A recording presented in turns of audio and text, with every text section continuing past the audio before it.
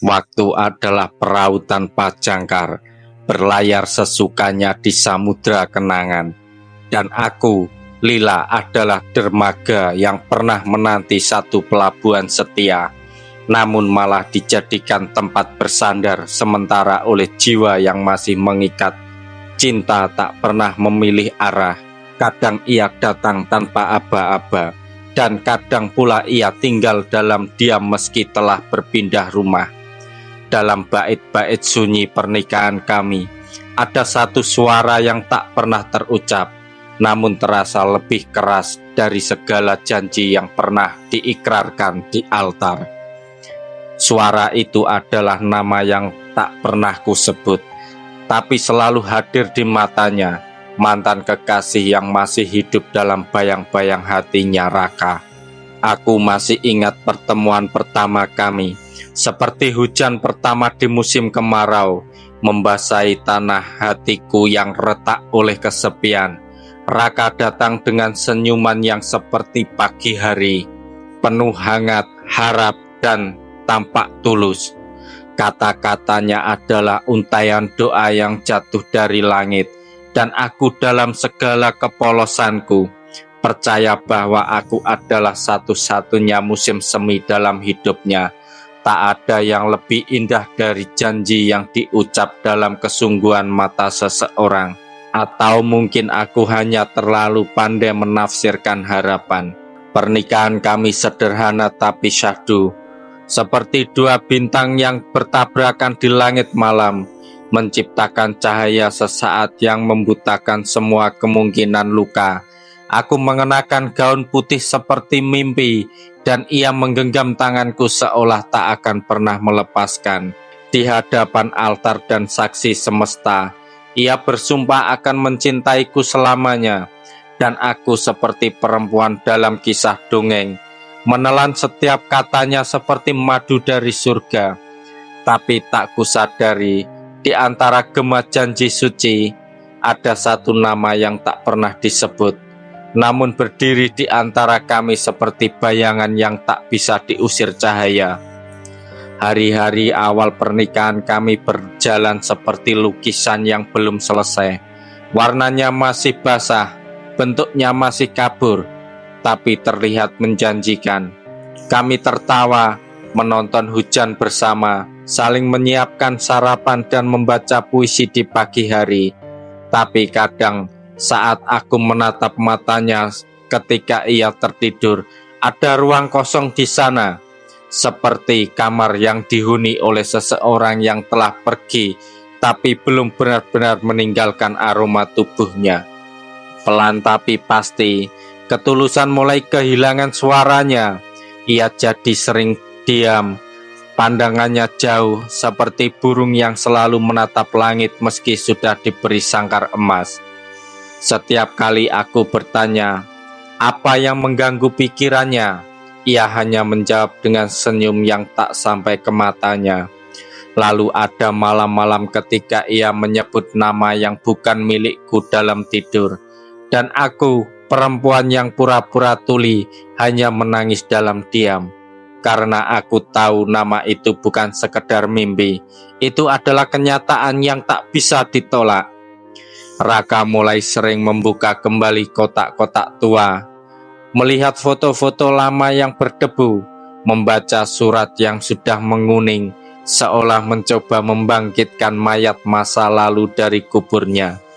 Aku menontonnya dari jauh, seperti menatap kekasih yang menunggu seseorang lain di halte yang salah. Ketika kutanya siapa perempuan itu, ia menjawab samar, cuma teman lama. Tapi aku tahu, tak ada yang menyimpan luka begitu rapat kecuali seseorang yang masih mencintai sumber lukanya.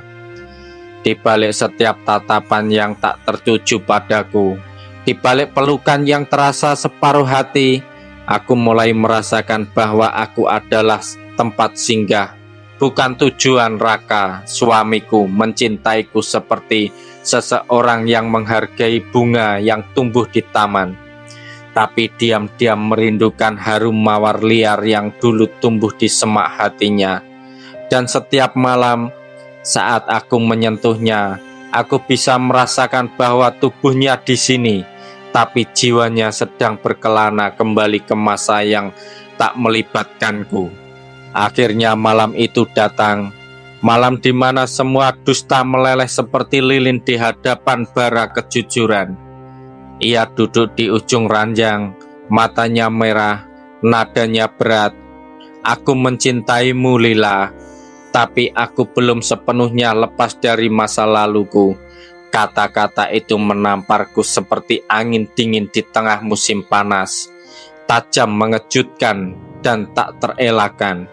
Aku menatapnya, mencoba mencari sisa kebohongan di balik ucapannya, tapi yang kutemukan hanyalah kebenaran yang telanjang tanpa pembenaran.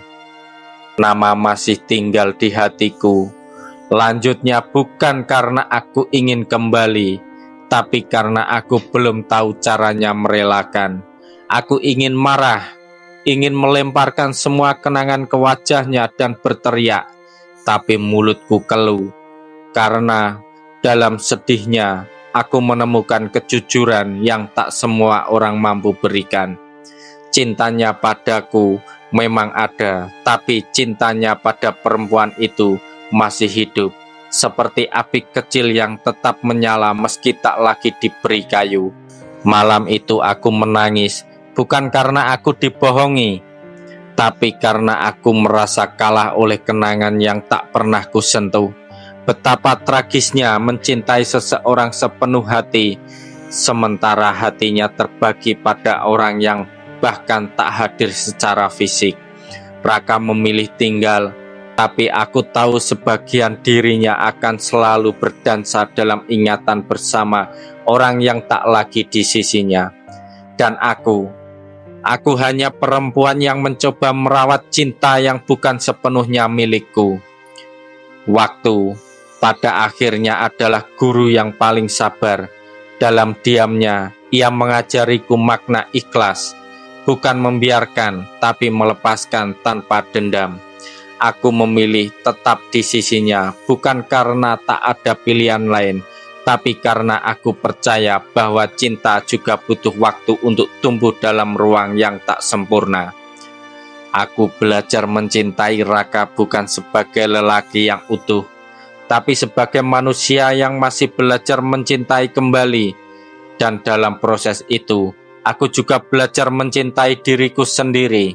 Kami membicarakan semuanya tentang kemungkinan, tentang luka, tentang masa depan yang mungkin tak seindah dongeng. Raka berjanji akan belajar melepaskan masa lalunya, dan aku berjanji akan bersabar dalam proses itu.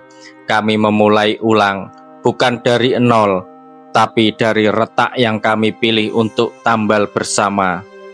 Karena terkadang cinta bukan tentang siapa yang pertama, tapi siapa yang tetap tinggal ketika semua alasan untuk pergi tersedia.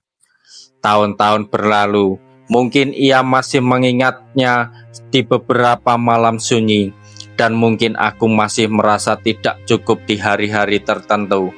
Tapi kami tetap bersama, dan itu cukup, karena cinta sejati bukan hanya tentang kesempurnaan, tapi tentang dua hati yang memilih untuk saling menggenggam meski pernah hampir melepaskan. Pesan moral dari cerita ini, cinta bukanlah jaminan bahwa hati akan selalu menjadi milik kita sepenuhnya. Terkadang kita menikahi seseorang bukan ketika mereka telah sembuh, tapi saat mereka masih belajar melupakan. Dan dalam ketidaksempurnaan itu, kita diberi pilihan untuk pergi demi ketenangan atau tinggal demi harapan. Tapi apapun pilihanmu, jangan pernah lupa mencintai dirimu sendiri terlebih dahulu. Karena hati yang utuh hanya bisa diberikan oleh mereka yang tak lagi terikat pada bayangan. Ikhlas bukan berarti menyerah, tapi membebaskan dirimu dari harapan yang menyiksa dan memberi ruang bagi cinta yang tumbuh, bahkan jika itu berarti harus tumbuh perlahan. Jangan lupa kalau suka video ini kasih like, komen, dan share ke teman-teman kalian. Dan pastinya subscribe untuk konten-konten cerita seru berikutnya.